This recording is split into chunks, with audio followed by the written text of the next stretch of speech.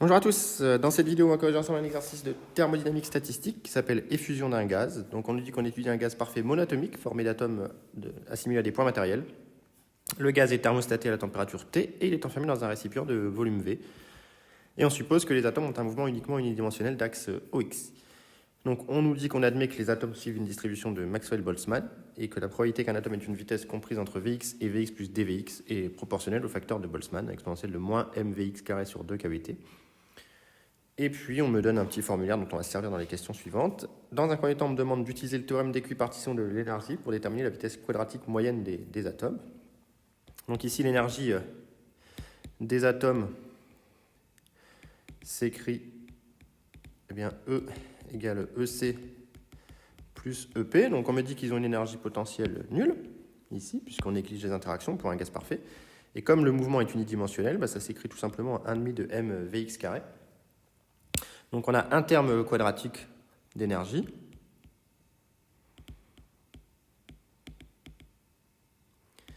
Donc finalement, l'énergie moyenne, d'après le théorème d'équipartition de l'énergie, c'est 1 fois kBt sur 2. Or, l'énergie moyenne, ici c'est de l'énergie cinétique moyenne. C'est donc égal à 1,5 de m fois moyenne de V au carré. Et donc ça, c'est égal à kBt sur 2. Et donc on en déduit que la moyenne de Vx carré, si c'est du Vx, est égale, les deux se simplifient, à kBt sur m. Et donc la vitesse quadratique moyenne, U, qui est égale à la racine de la moyenne de Vx carré, oups, un petit peu n'importe quoi ici, voilà, est égale à la racine de kBt sur m. Je vous rappelle que si on considère un gaz en 3 dimensions, on va avoir 3 degrés de liberté puisque la particule peut bouger selon x, y et z, et on trouverait racine de 3 kBt sur m. On remarque en 3D, U égale racine de 3 kBt sur m, comme on l'a vu dans un autre exercice, dans un exercice précédent.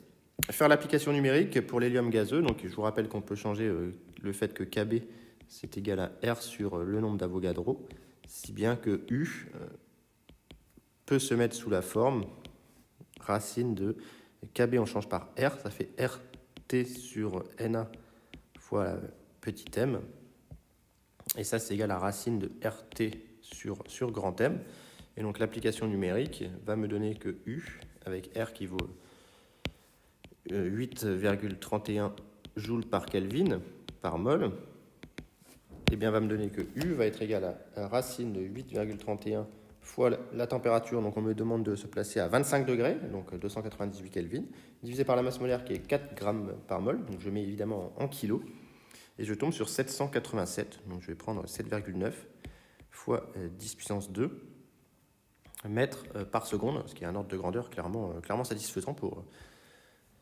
un gaz, ici. Donc maintenant, on va essayer de retrouver ça de manière un peu plus précise que le théorème d'équipartition de l'énergie, enfin, un peu plus précise, un peu plus théorique, en utilisant la statistique de Maxwell-Boltzmann. Donc on a une densité de probabilité qui s'écrit dP, qui est égale à une constante de normalisation fois l'exponentielle de moins mvx carré sur 2kt, dvx, et on me demande de déterminer la constante de normalisation. Eh bien, on a la normalisation exactement comme en mécanique quantique, qui me dit que l'intégrale entre moins l'infini et l'infini de c exponentielle de moins mvx carré sur 2 kBt dvx est égale à 1. Dans tout l'espace des vitesses, je vais forcément trouver la vraie vitesse de ma particule. Et attention, j'intègre bien depuis moins l'infini et pas depuis 0, car Vx est la composante de V selon X, et donc la composante de V selon X peut être négative. Et on peut avoir une vitesse qui est selon moins Ex. Et donc par le formulaire, on identifie le alpha, ici on veut du alpha U carré, donc nous le U c'est Vx évidemment, et donc on va venir identifier ce qui joue le rôle de alpha, qui est m sur 2 kBt. Et donc on en déduit que c fois la racine de pi sur alpha, d'après le formulaire, ça fait racine de pi sur alpha. Ça fait racine de pi, le 2kbt va remonter du coup. Racine de 2kbt pi sur m est égal à 1, puisque alpha est égal à m sur 2kbt, et donc on en déduit que c est égal à la racine de m sur 2pi kbt, ici, et donc la densité de probabilité, dp sur dvx, s'écrit finalement racine de m sur 2pi kbt fois l'exponentielle de moins m vx carré sur 2kbt. Voilà. Et donc, une fois qu'on en est là, on va me demander maintenant la vitesse moyenne et la vitesse quadratique moyenne. Donc, par définition d'une densité de probabilité, la vitesse moyenne, c'est l'intégrale entre moins l'infini et l'infini de Vx. Alors, je vais laisser C pour l'instant, la constante C, on l'a calculée, mais voilà, ça va être un petit peu plus digeste pour moi de laisser C ici. Donc, je vais l'écrire C, je vais le sortir. Vx, exponentielle de moins m Vx carré sur 2kbt dvx. Et donc ça se primitive directement. Ça fait C fois la primitive, qui est exponentielle de moins m Vx carré sur 2kbt, puisque ça, quand je le redérive, ça va bien faire tomber un mvx sur 2kt, que je compense avec un kbt sur m, et avec un moins, entre moins l'infini et l'infini. Et donc ça, pris entre moins l'infini et l'infini, l'exponentielle va faire exponentielle de moins l'infini dans les deux cas, ce qui va me faire 0 moins 0, donc voilà. On en déduit que la moyenne de Vx est égale à 0, donc si je tire au hasard une particule, enfin si je prépare n particules dans ce gaz parfait, eh bien en moyenne la vitesse d'une particule sera nulle, puisque j'ai autant de particules qui vont aller vers la droite que de particules qui vont aller vers la gauche. Et par contre leur vitesse quadratique moyenne, elle va être non nulle, et c'est ça qui nous intéresse. Donc ça fait C intégrale entre moins l'infini et l'infini de Vx carré exponentielle de moins m Vx carré sur 2kbt dvx. Et là, j'utilise le formulaire. Ça fait C racine de pi sur 4 alpha cube, avec le même alpha que tout à l'heure. Donc ça va faire 4 m cube. Et il y a un 2kbt au cube qui va remonter. Et si je remplace la constante C par ce qu'on a trouvé, C c'était racine de m sur 2pi kbt. Donc voilà ce que j'obtiens pour moyenne de Vx carré. Je peux simplifier le pi, et je vois que vont se simplifier une masse ici pour donner lieu à un carré ici, et un kbt, fois 2 même, qui va donner lieu, même chose, à un carré. Et donc, en réalité, il va me rester 2 kbt sur m, puisque la racine va faire tomber le carré, fois 1 sur racine de 4, c'est-à-dire 1 demi. Et donc, on retrouve bien kbt sur m. Donc, on a le même résultat qu'avec l'équipartition. Voilà. Donc, dans la deuxième partie de cet exercice, on nous dit que l'une des parois du récipient est percée d'un petit trou de centre O et de diamètre petit d, suffisamment petit pour ne pas perturber l'équilibre du gaz, et on suppose que les atomes ne peuvent que sortir du récipient. On note n de t, le nombre d'atomes dans le récipient à l'instant t, et on suppose que tous les atomes se déplacent à la vitesse quadratique moyenne petit u. Et qu'on a une probabilité 1/1000 de se déplacer vers la gauche ou vers la droite. Et on nous demande dans un premier temps de déterminer le nombre d'atomes qui quittent le récipient entre t et t plus dt. Donc on va représenter la situation. Donc on a notre système qui est ici. Hop. On va le représenter comme ça. Il est percé d'un petit trou de diamètre d. Ici. Voilà, donc ça c'est un diamètre d. Et donc les atomes peuvent sortir entre t et t plus dt. Et donc en dt secondes, eh bien, les atomes parcourent u fois dt mètres. Donc pour sortir, ils doivent se trouver à une distance inférieure ou égale à u fois dt du trou et, attention, chose très importante, se déplacer vers la droite. Puisqu'ils ont autant de chances d'aller vers la gauche que vers la droite. Donc finalement, les atomes qui vont pouvoir sortir entre T et T plus dt vont être contenus dans un cylindre, ici, de hauteur U fois dt, et de base, bien la surface ici S, qui est la même que celle du trou, hein, donc S, qui est égale à pi r carré, c'est-à-dire pi d carré sur 4. Et donc tous les atomes qui sont contenus dans ce cylindre peuvent potentiellement sortir entre T et T plus dt, à condition qu'ils se dirigent vers la droite. Donc finalement, le nombre d'atomes qui va quitter le navire, entre guillemets, entre T et T plus dt, c'est le nombre d'atomes contenus dans ce petit cylindre. Et donc c'est tout simplement n étoile la densité volumique fois le volume du cylindre, à l'instant t, ça c'est entre t et t plus dt. C'est donc n étoile fois le volume, n étoile de t, fois le volume du petit cylindre, dv, fois 1,5. Ça c'est dû au fait qu'on a une probabilité 1,5 d'aller vers la droite. Et donc ça, c'est le nombre d'atomes dans le cylindre rouge, hein, finalement, que j'ai représenté au-dessus. Avec, eh bien, n étoile, c'est n sur v, n étoile de t, qui est égal à grand N de t sur le volume. Le volume, c'est le volume complet de l'enceinte.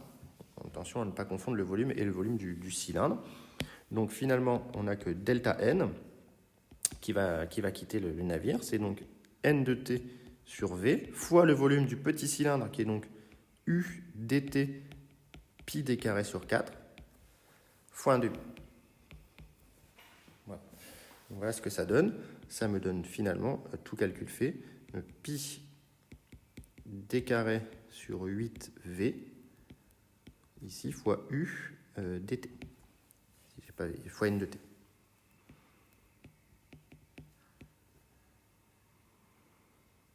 Fois dt. Je vérifie, ça fait u dt, n de t, fois pi d carré sur 8v. Donc ça, c'est le nombre d'atomes qui ont quitté, entre t et t plus dt, le cylindre, l'enceinte. On déduit que le nombre d'atomes dans le récipient est solution de l'équation différentielle suivante. Donc on va essayer de faire ça. Donc on fait un bilan de particules finalement entre t et t plus dt.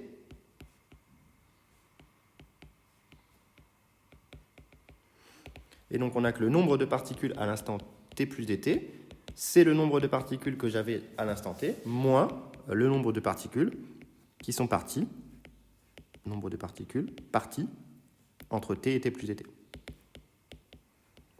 Je n'ai pas de particules qui peut rentrer d'après l'énoncé, donc forcément je vais uniquement perdre des atomes, et j'en perds delta n. Et donc on en déduit que n de t plus dt moins n de t est égal à delta n, à moins delta n, pardon, c'est-à-dire moins pi d carré u sur 8v n de t fois dt. Je vais diviser par dt, ce qui va me permettre de faire apparaître une dérivée, autrement dit dn de t sur dt, plus pi d carré u sur 8v n de t, égale à 0. Et donc on peut identifier un facteur devant ici qui est 1 sur tau, comme pour toute équation différentielle d'ordre 1. Et donc on en déduit que tau est égal à 8v sur u fois pi d carré. Voilà. Tau est exprimé en fonction de uv et d. Calculé en fonction de tau, la durée delta t au bout de laquelle la pression dans le récipient est divisée par 2. Donc ici, on a une équation différentielle sur n. On peut essayer d'obtenir une équation différentielle sur la pression. On a, pour un gaz parfait,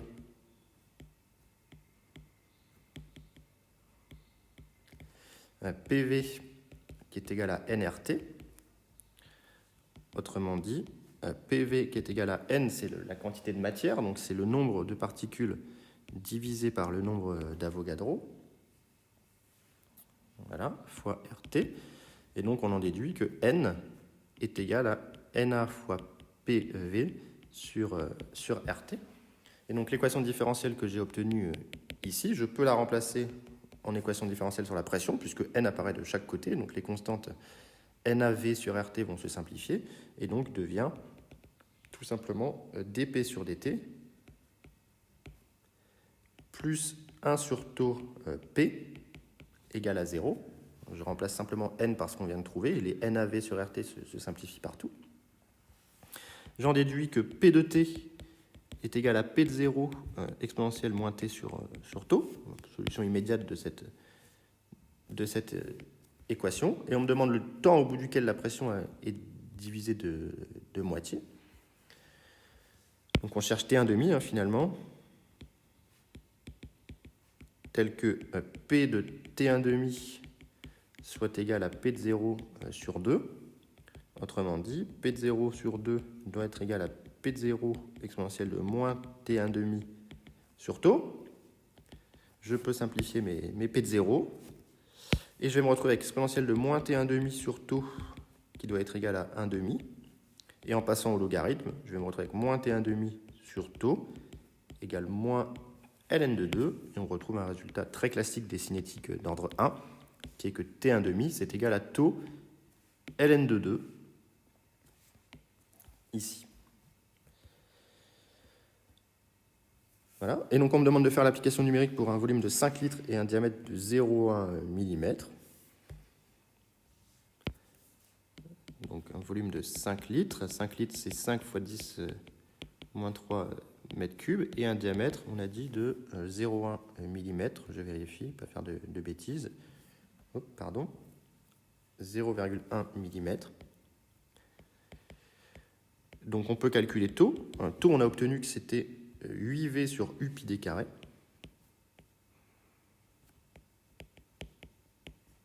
Donc ça, je peux le calculer. U, on l'avait calculé, c'était 787. Donc ça va me faire 8 fois 5, 10 moins 3. Je mets bien en unité SI, divisé par ce qu'on a trouvé fois pi fois 0,1. Donc 1, 10 moins 4, finalement, au carré. Et donc je tombe sur un taux qui vaut 1,6 fois 10 puissance 3 secondes. Et donc T1,5, qui est égal à taux ln de 2, on multiplie ça par ln de 2, et on divise par 60, et on tombe sur 19 minutes, ici, comme temps caractéristique de diminution de la pression. Donc c'est un résultat qui semble à peu près cohérent, le temps que ça se vide du gaz. Le trou percé était suffisamment petit pour ne pas perturber l'équilibre du gaz. Donc là, on peut vraiment considérer qu'à tout instant, on a équilibre thermodynamique, puisque la transformation est très très lente, 19 minutes. Donc on a équilibre thermodynamique local à tout instant, d'où le fait qu'on puisse écrire la pression comme on l'a fait. Et donc voilà pour la correction de cet exercice. C'est un exercice très intéressant, dans la mesure où on utilise les théorèmes d'équipartition ou la statistique de Maxwell-Boltzmann pour déterminer les vitesses quadratiques moyennes. Et à partir de ça, on fait un exemple d'application concrète qui consiste à calculer le temps de diffusion des molécules d'un gaz vers l'extérieur, par exemple pour une détente de Joule et Gay-Lussac. Et donc c'est vraiment une application un peu concrète de diffusion des particules, chose qui est hors programme en MP, mais qu'on peut approcher par ce modèle très simple dans cet exercice. Donc voilà pour cette correction, j'espère que ça vous a plu, et s'il y a des questions, surtout comme d'habitude, mettez-les en commentaire, et voilà, j'essaye de toujours répondre à tous les commentaires. Bonne journée.